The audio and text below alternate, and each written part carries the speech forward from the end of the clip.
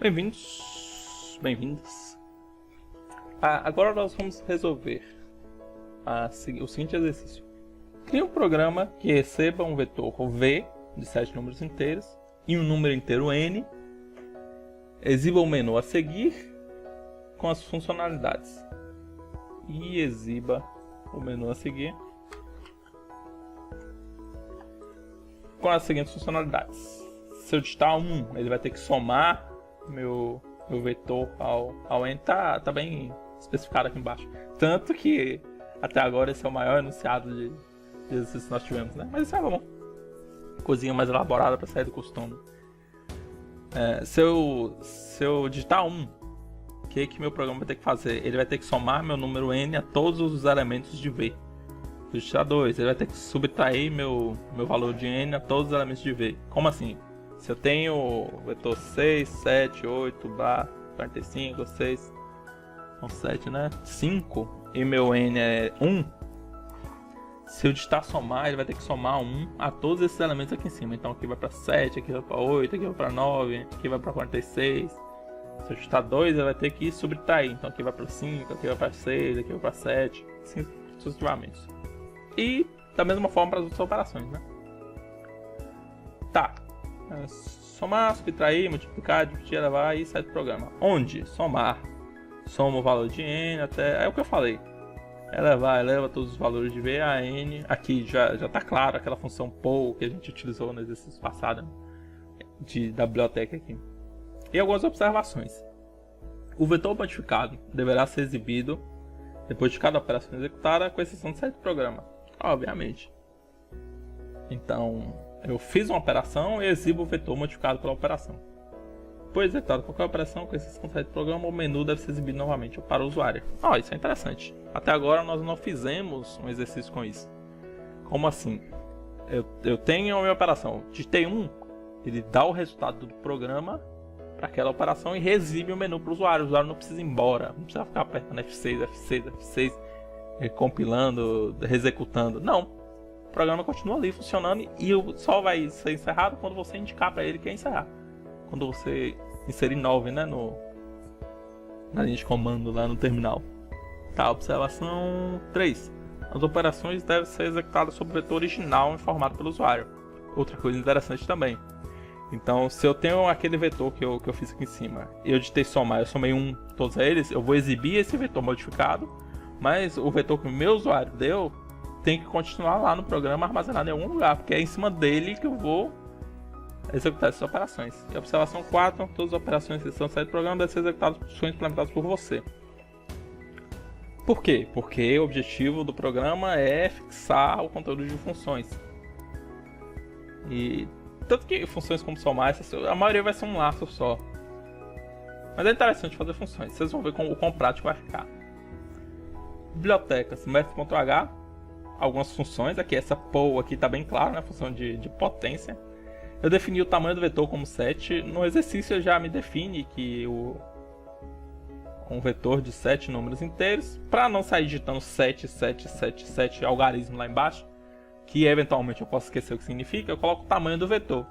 Que aí, quando eu enxergar dentro de um laço o tamanho do vetor, eu sei exatamente o que é aquilo ali. E no futuro, se eu quiser fazer com um vetor maior, eu modifico aqui, ó, 7 para 9, ou para outro valor qualquer. Tá. As funções.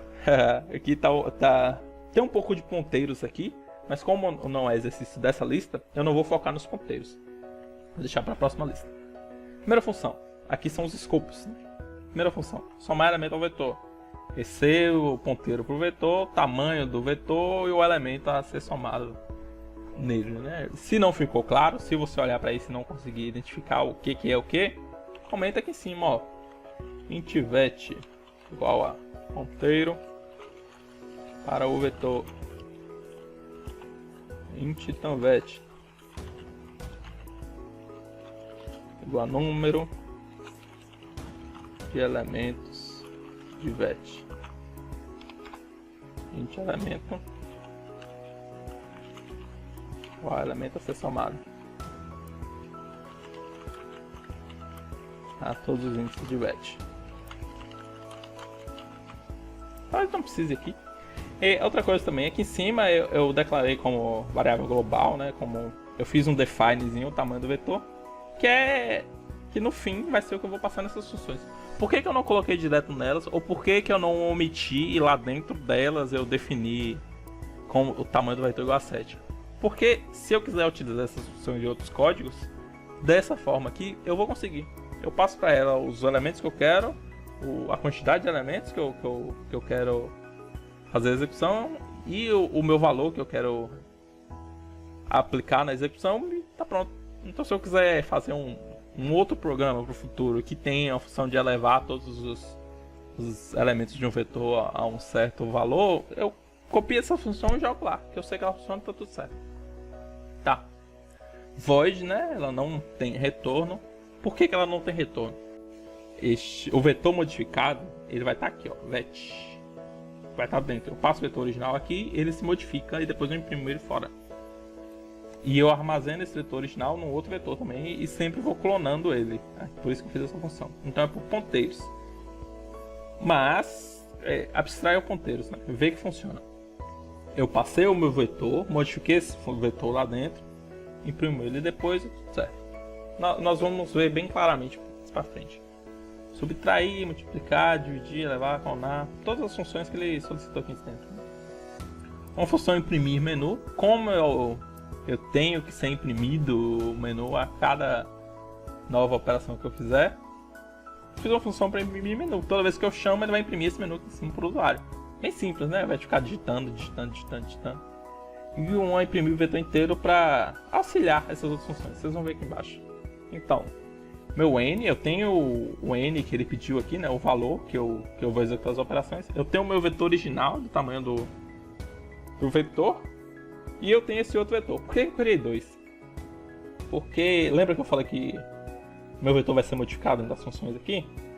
Então eu armazeno o meu original aqui. Que eu sempre tenho uma cópia dele segura. Que eu sei que não vai estar modificada. E quando eu for passar para uma função, eu passo esse daqui, ó, que é a cópia dele. Eu faço uma cópia dele para esse e passo esse. Então eu estou salvando o meu vetor original aqui, que eu preciso dele. Vamos lá. Primeiro laço, até tamanho do vetor. Tá vendo como é mais simples? Ao invés de ter um set aqui selvagem na cara, você coloca o tamanho do vetor. Que aí você sabe onde ele começa e até onde ele vai, o que isso representa. Aqui eu estou recebendo todos os elementos, né? Recebendo os elementos, recebo o N, recebo o vetor, recebo o N, segredo nenhum. Laço do while. Por que um do while? Relembrando, né? A diferença do while para o while é que o do while ele vai executar o código uma vez e depois vai verificar a condição de executar ou não novamente. Enquanto o while ele vai verificar o código e só se o código for verdadeiro ele vai executar. E por que eu coloquei o do while? Porque eu tenho que imprimir o menu para o usuário pelo menos uma vez. Então não tem por que eu colocar o while ali dentro. Se eu colocasse o while eu teria que fazer iniciações e assim, eu não preciso disso. Então eu faço um do, eu faço pelo menos uma vez. Eu sei que eu vou fazer isso aqui pelo menos uma vez. Quando o usuário abrir o programa, eu vou exibir o menu para ele pelo menos uma vez. Então é do while. Imprimo o menu, funçãozinha bonitinha, void, né? Todas elas são void. A opção, recebo a opção do usuário, clonar vetor, aqui. O que essa função faz? Eu não declarei aqui em cima, mas a gente pode fazer aqui, ó. Faz uma cópia de vet1 para vet2. Então o que vai fazer? Eu passo meu vetor 1 meu vetor 2 e no final esses dois vetores, o meu vet2 vai se tornar vet1 também. No final, meus dois vetores vão ser idênticos a esse.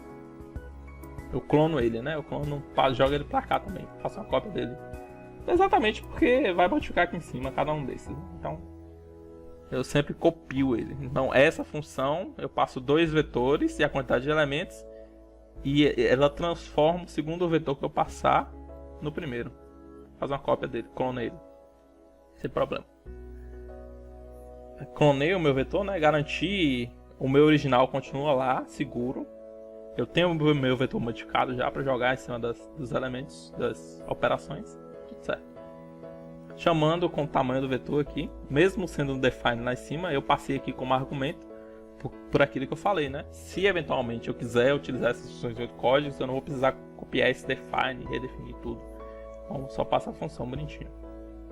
Switch, construtor de seleção múltipla. Se for 1, se meu usuário apertar 1 então no menu lá, se ele inserir 1 nessa opção aqui, eu vou somar meus elementos. Eu somo n a todos os meus elementos do vetor e depois imprimo o meu vetor. Aqui, imprimir o vetor inteiro. Bonitinho. Break, ele sai do bloco de código, né? Sai do switch. Então, case 2. Case 2 ele vai fazer o quê? Subtrair. Ele vai pegar n e vai subtrair de todos os elementos do vetor. Novamente. Jogo para a função subtrair elemento, né? O v, meu vetor, que já foi clonado aqui em cima, a quantidade de elementos que eu tenho lá, que está definido lá também, e o meu valor que eu vou executar a separação. Imprimir o vetor inteiro novamente, break, assim sucessivamente. Se for 9, encerra o programa. E esse default aqui é opção não reconhecida.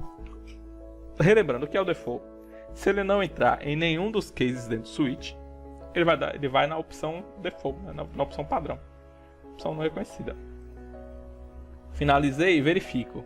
A opção é 9, porque se minha opção foi 9, eu tenho que encerrar o programa, né? Esse printf aqui.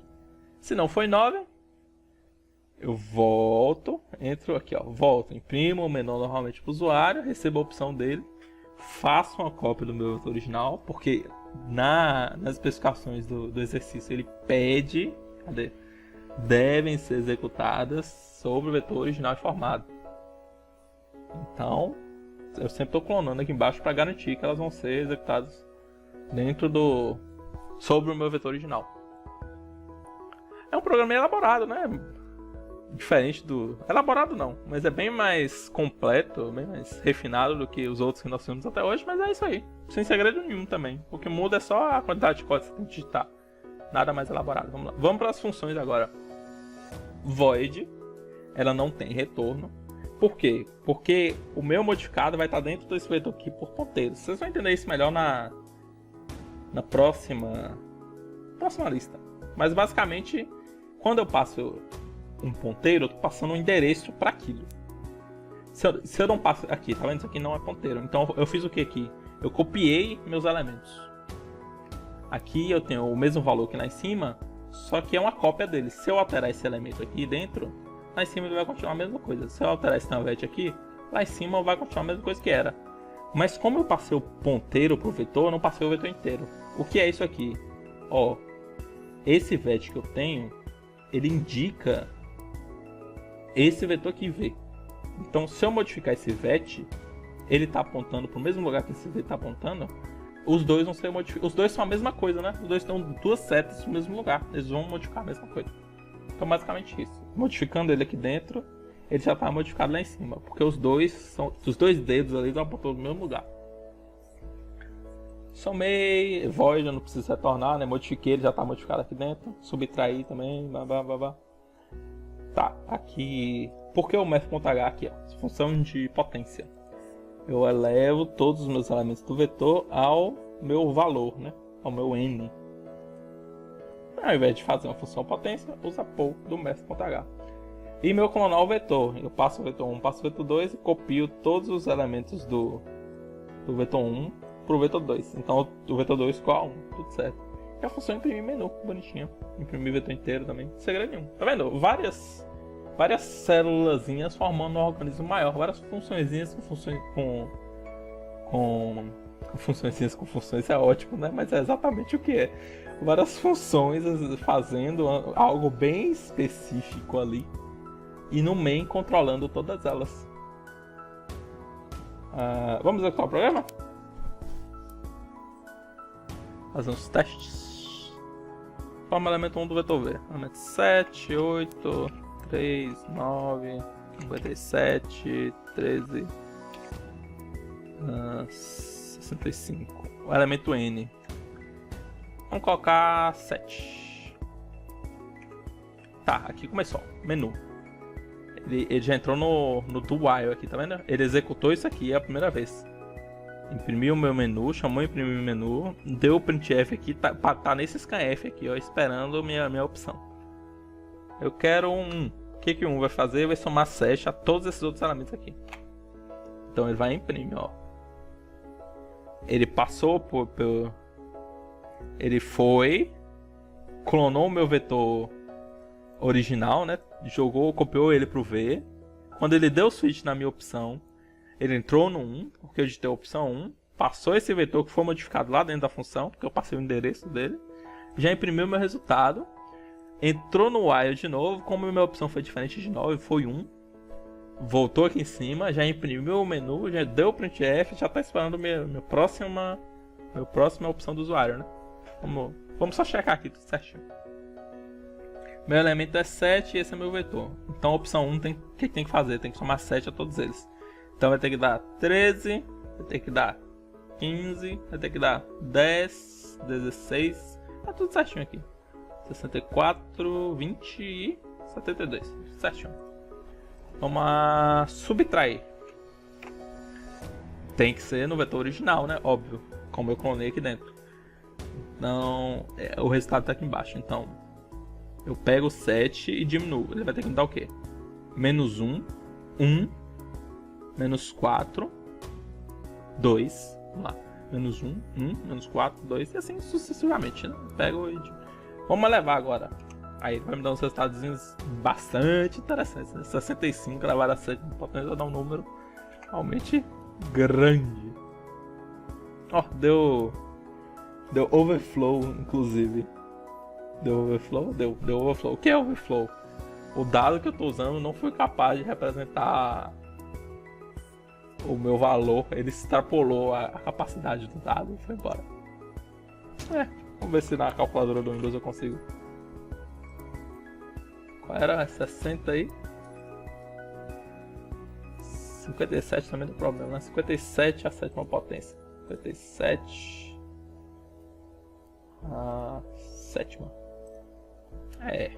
Aí, esse número aqui, ele não coube numa variável do tipo inteiro. Aí teve um overflow e o resultado, como teve overflow, isso aqui significa nada.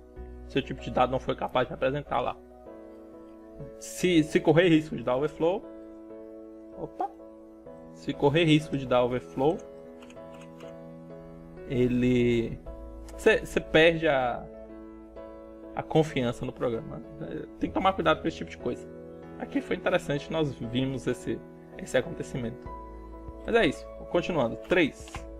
Então eu multipliquei 7 por todos aqueles lá. 7 por 6. Aí 7 por... Parou? 5. 7 por 6, 7 por 8, 7 por 3, certinho. Vai multiplicando. Sempre clonando, sempre no do while. E quando eu digitar meu nome, se eu digitar uma opção que não está aqui, por exemplo, 78. Opção não reconhecida, verifique o código formado, que é o nosso default do switch. E como a opção foi não reconhecida, né? Ela não é 9, retornou. Mas se eu inserir 9, o que vai acontecer? Será case. Ele vai entrar nesse case, vai exibir encerrando o programa. E como minha opção é 9, ele não repetirá meu switch, né? Isso aqui vai se tornar falso e ele vai sair vai encerrar o programa. Opção 9. Encerrando o programa, encerrou. Bom, o código vai estar aí na descrição do vídeo, o PDF da lista, enunciado da questão. Eu não sei o enunciado da questão, porque é um pouco grande, não sei se o YouTube vai me permitir. Mas se ele permitir, o enunciado também vai estar aí, vai estar tudo aí que vocês precisarem. Qualquer dúvida, qualquer sugestão, só mandar um e-mail ou deixar um comentário no vídeo à disposição.